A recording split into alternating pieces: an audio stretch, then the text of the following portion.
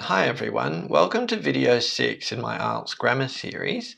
This video is about prepositions. Let's get straight into it.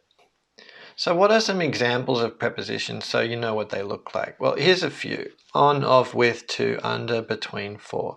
You've probably seen these before, so I'm not going to give you a list of all of them, but I want to focus on where they are and what they do.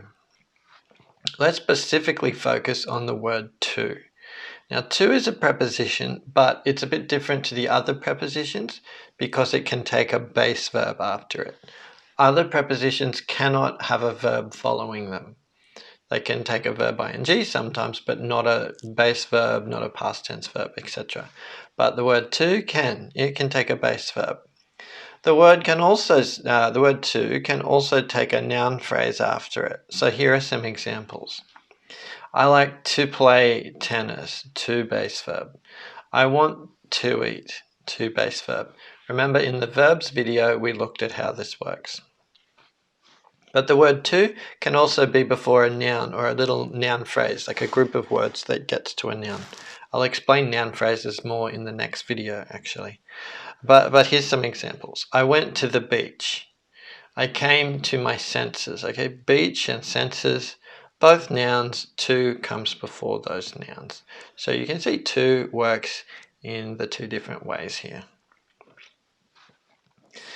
Next we have phrasal verbs. So phrasal verbs are tricky little verbs sometimes, but the structure of them is a verb, just any normal verb, plus a preposition, and usually it has kind of a unique meaning. Now sometimes it's verb plus preposition plus another preposition. Sometimes there's two prepositions after the verb.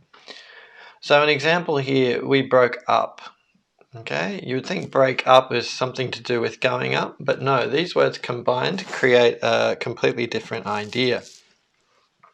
Next one, I look out, preposition, for my friends.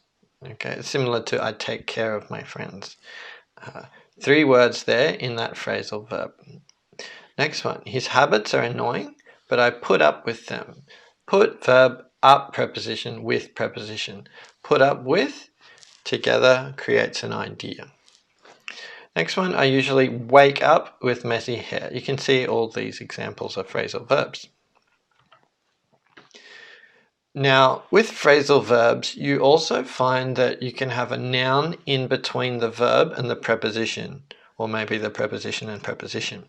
So, for example, I put the fire out. Now, you might want to say I put out the fire, but you can also put that noun in between the verb and the preposition. Sometimes it's hard to see phrasal verbs because of this structure, right? I looked it up on Google. Not I looked up it on Google. Sometimes they need to be in the middle. Next one, wake me up at 8:30. Not wake up me. All right. The me goes in between them. So you'll also see phrasal verbs that are split like that.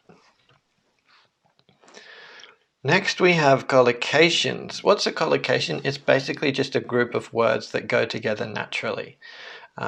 So this can be a bit tricky because it's kind of random. Sometimes we use prepositions, sometimes we don't, and you just have to sort of learn by getting a feel of it really, and learning the common ones at least.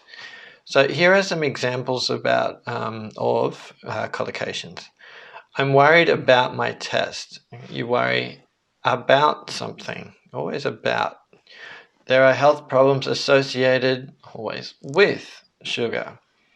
Next one, I listen to pop music. Now, after a verb like eat, we don't need a preposition, but after the word listen, we have to something. So it's just random. Some verbs take a preposition after them, even though it's not technically a phrasal verb. Next one, she likes to look at paintings. You don't look paintings, you look at them, right? I'm interested in graphic design. Pretty much always takes in. Okay, they're collocations.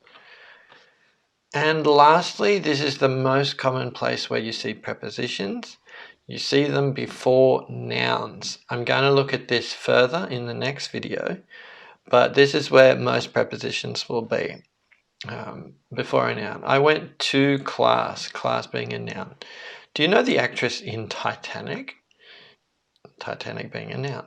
The Chicago Bulls are the best team in history. History being a noun.